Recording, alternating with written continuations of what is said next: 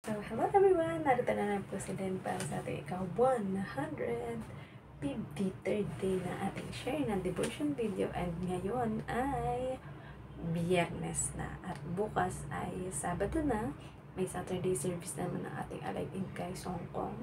And sa linggo ay tayo naman ay attend para sa ating Sunday service. So, syempre, huwag pa natin kakalimutan na magpasalamat sa ating Panginoon para sa buong araw na ating napagtagumpayan sa araw na ito. So, let us all pray. Ama namin Diyos na makapangyarihan sa lahat, pinupuri, pinapasalamatan at dinadakila po namin kayo sa oras na ito, Panginoon.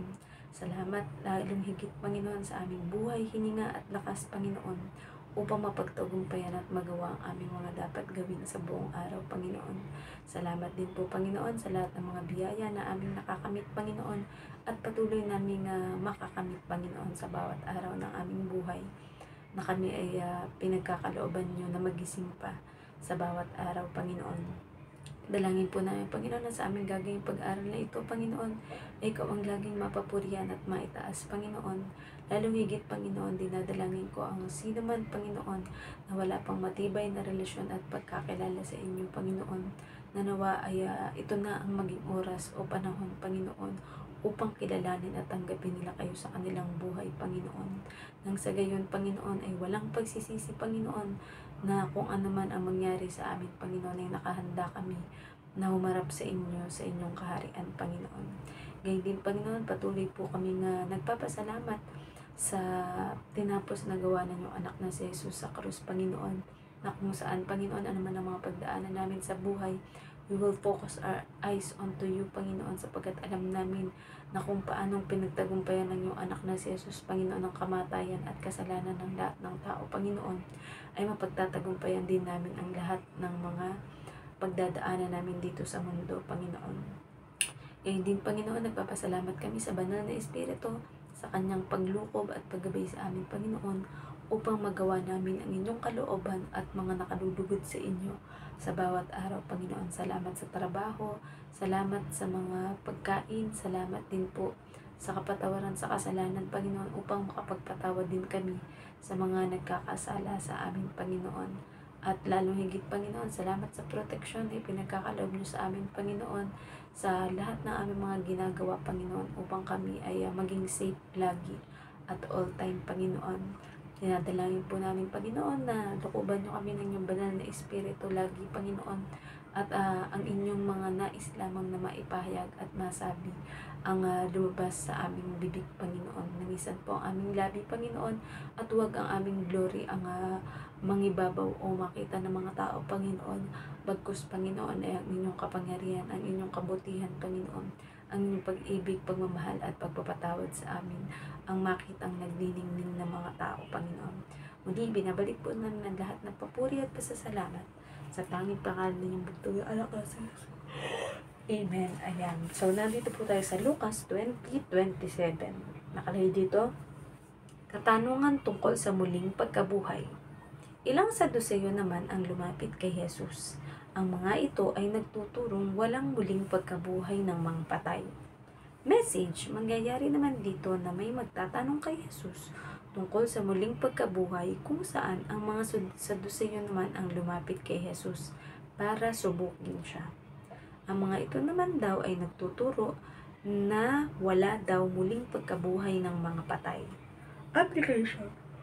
Ang mga Saduseyo ay kilala sa paniniwalang Pentateuch, na ang ibig sabihin ay ang 5 unang aklat sa kasulatan mula sa Genesis hanggang Deuteronomio.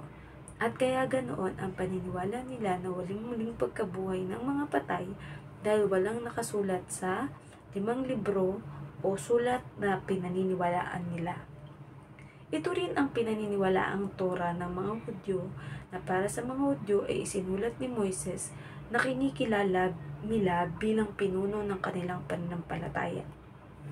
Dahil siguradong usap-usapan ng bawat salinlahi nila ang mga ginawa ni Moises para papalaya ang mga Hudyo sa pagkaalipin. Ngunit ang di nila alam ay si Jesus na nais nilang isakdal o patayin ay mas higit pa kaysa kina Moises, Abraham, Noe at sa mga kilala nila na nasa kasulatan na pinaniniwalaan nila. So, purihin ang pagkabasa ng salita ng Diyos, diba? So, yun na nga, ang magiging tanong na dito ay tungkol sa muling pagkabuhay. Ayan. So, tayo, after ng buhay natin dito sa mundo, ay naniniwala tayo na meron tayong life after death, at yan ay sa kaharian ng ating Panginoong Diyos, di ba? Na kung saan wala na yung lahat ng mga physical na mga sakit, paghihirap, aksidente, di ba? At kamatayan. Kasi doon wala na talagang kamatayan dahil yun yung tinatawag na muli nating pagkabuhay, pero tayo ay muling nabuhay na sa piling ng ating Panginoon. Kaya wala na tayong hahanapin pa, di ba? Nandun na yung lahat. Pero yun nga, dito pinapakita na ang mga Saduceo, ayan, isa din sila sa mga relihiyoso at mga kilala na may kaalaman ng scriptures. Kaya nga ang scriptures sa kanila ay Pentateuch or Pentateuch, o hindi ko alam kung totaling paano i-ano dahil hindi naman tayo Hebrew, 'di ba? So ang paniniwala is Genesis hanggang Deuteronomy lamang ang kasulatan na tinatawag ding Torah or Torah ng mga Hudyo, 'di ba? So doon hindi naman natukol yung tungkol sa iba pang mga libro dahil yun pa nga lang ang nakasulat sa kanila, 'di ba? Yun pa lang yung pinaniniwalaan nila. Pero tayo ngayon, meron na tayong bagong tipan na kung saan ay dumating na ang ating Panginoong Yesus in bodily form, na kung saan ay nakasama ng kanyang mga alagad at ng mga tao roon. At ipinakita ang tunay na ibig sabihin ng pagliligtas at pagmamahal sa ating lahat. Diba? Na yun na nga, naialay ang kanyang sariling buhay, ang kanyang dugo at ang kanyang katawan para sa katubusan ng ating kasalanan, 'di ba? So, para sa atin, 'di ba, kagaya nga sa pagkakasabi ko kahapon, na nasa sa atin 'yan kung naririnig na ninyo ang mga pamamahayag tungkol sa ating Panginoong Yesus at sa kaligtasan. Ngunit kung hindi natin ito papansinin at iisipin natin na baka hindi naman totoo, 'di ba? Ay malalaman lang natin kapag tayo ay nawala na dito sa mundong ito, 'di ba? Pero ang sinasabi ko nga is kagaya din ng sa paniniwala kung meron bang impyerno o langit, di ba?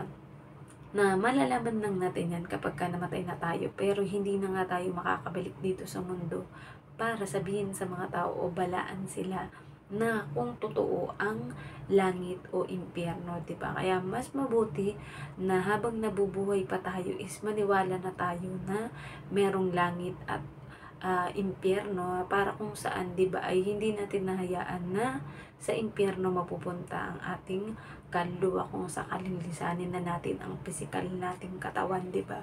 Para kagaya paniniwala natin sa Diyos, 'di ba? Kung halimbawa, naniniwala ka na ang Diyos ay magagalitin, kung naniniwala ka na ang Diyos ay mapagparusa, 'di ba? Kapag nabuhay ka sa ganun, lagi ka mabubuhay sa takot, 'di ba?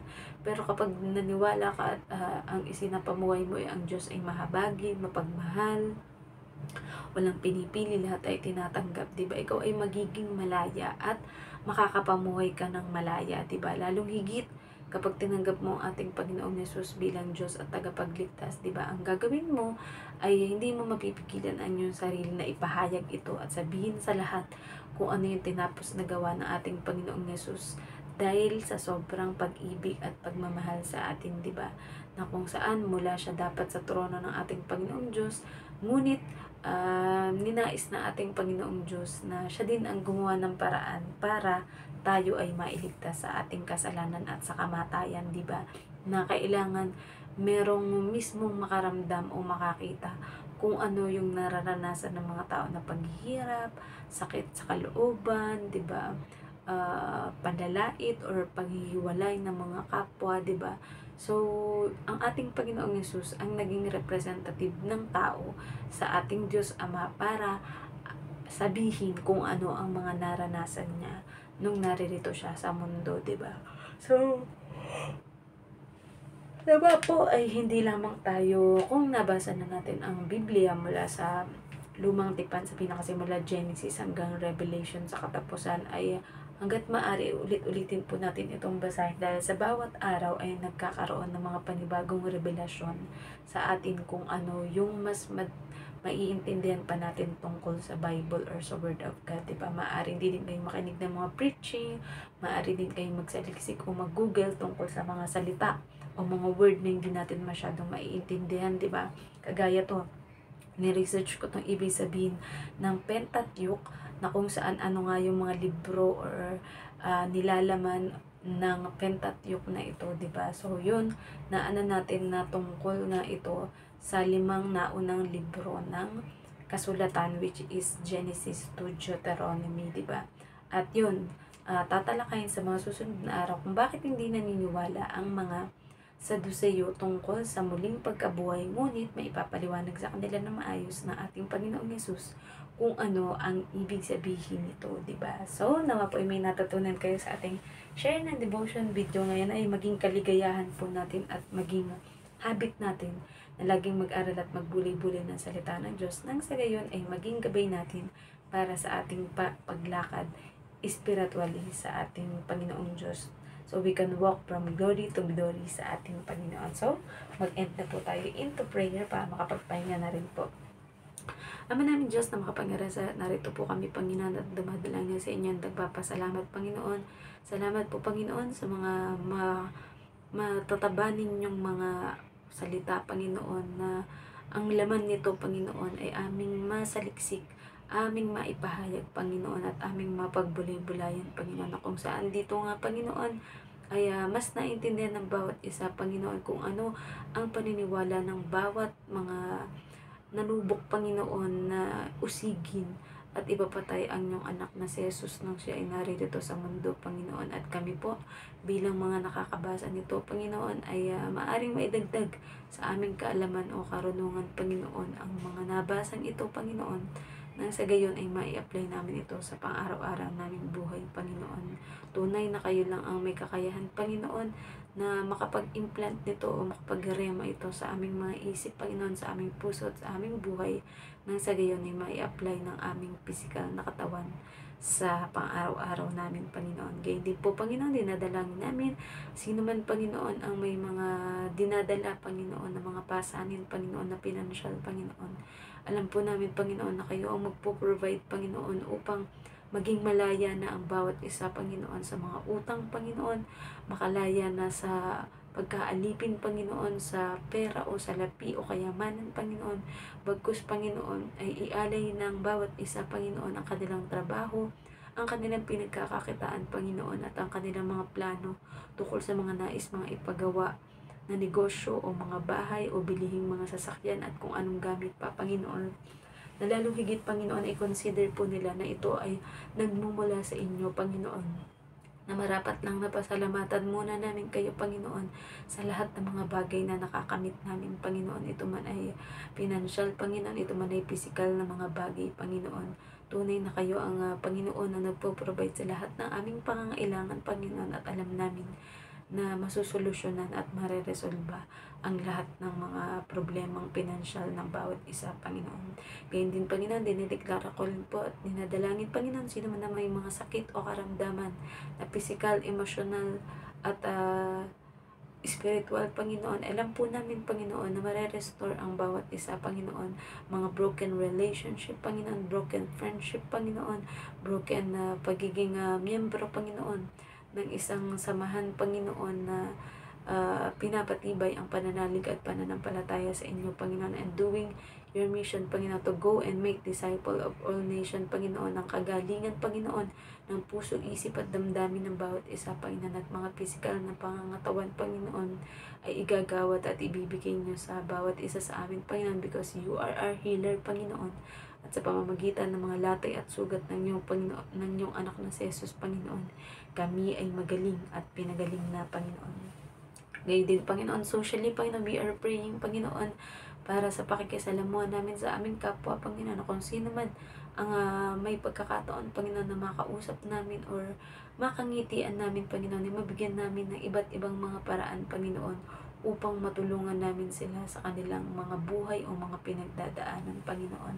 Alam po namin, Panginoon, na kayo ang may kakayahang mag-restore ng lahat ng mga bagay, Panginoon, na nawala sa bawat isa sa amin, Panginoon, at ibabalik niyo po ito ng siksik, liglig at umaapaw kung mananatili lamang kaming nakakapit sa inyo, Panginoon, at hindi bumibitaw sa inyong mga iniwang mga pangako para sa bawat isa sa amin, Panginoon. Gayon din, Panginoon, we are praying, Panginoon, para sa lahat ng mga president, mga namumuno, Panginoon, sa bawat bansa, Panginoon, mula sa pinakamataas hanggang pinakamababa, Lord God, na authority, Panginoon.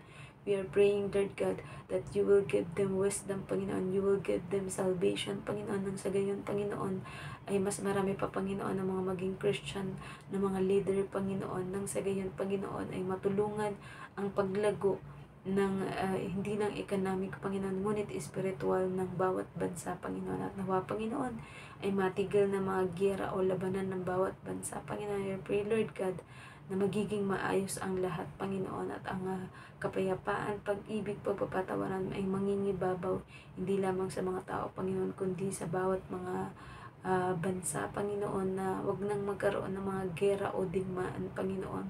Bagkus ay pagmamahalan, pagpapatawaran, pag-uunawaan, at mabuting relasyon na lamang ang maiwan sa bawat isa sa amin, Panginoon. Gayon, Panginoon, dinadalangin po namin ang lahat ng mga misyonero, Panginoon, pastor, priest, evangelist, ministro, Panginoon, mga missionaries, Panginoon, mga elders, prophets, evangelists, Panginoon, at lahat ng mga pinili niyo, Panginoon, upang magpahayag, magturo, Panginoon, ng inyong mabuting balita or salita, Panginoon. We pray, Lord God, that you will give them the boldness, Panginoon. You will give them the courage, Panginoon, at lahat ng mga taong makakausap o ma-share ng bawat isa, Panginoon, ng inyong mabuting balita ay tatanggap sa inyo, Panginoon, at makakasama namin sa mga paglilingkod para sa inyong kaharian, Panginoon. At anuman po mga secret petition pa ng bawat isa, Panginoon, kayo na po ang higit na nakakaalam, Panginoon, na bagamat hindi man ito ibuka ng aming labi, Panginoon, we know, Lord God, and we trust, Lord God, na naririnig ninyo ito pagkat kayo ay laging nasa sa amin, Panginoon. Hindi man ito maisang bulat o maisigaw, Panginoon, sa pamamagitan ng labi, Panginoon, ngunit alam namin ang aming espiritu at puso, Panginoon, ay nangungusap sa iyo tungkol sa mga greatest desire, Panginoon, o pinakahihiling ng bawat isa sa amin, Panginoon. Kayo po ang magari at mapapurihan, Panginoon. And we know, Lord God, that you have a good plan for each and every one of us.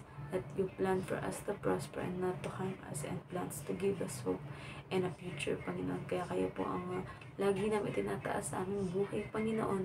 At manatili kayo, Panginoon, na laging naghahari sa amin at nasa loob namin, Panginoon. Nang sa gayon ay wag po kaming mapagod, wag po kaming panghinaan loob, wag po kaming mawalan ng pag-asa sa kung ano man ang pinagdadaanan ng mundo, Panginoon, sapagkat alam namin that you hold our future, Lord God, at sa inyo pwede namin ipagkatiwala ang aming buhay, ang lahat ng meron kami, Panginoon, sapagkat you are the all-knowing, omnipotent, our Abba Father, our Holy God, at wala na kaming hihilingin pa sa inyo pagkat kumpletong-kumpleto na kayo, Panginoon. Kaya, Panginoon, lagi niyo pong linisin ang bawat isa sa amin, Panginoon. Kung meron kayong nakikita hindi kaaya-aya, Panginoon, at dapat na baguhin sa amin, Panginoon, ay ipaalala niyo po sa bawat isa sa amin, Panginoon, na kami ay inyong mga anak, Panginoon, at kayo ang aming Ama, Panginoon, at hindi ninyo hayaan na mapahamak ang inyong mga anak na lubos na nagtitiwala sa inyo, Panginoon. Kaya muli, binabalik po namin na lahat ng papuri at pasasalamat sa tayong pangalan ng butong na anak na si Jesus. Amen. Good night pa sa ating lahat and God bless. Bye-bye.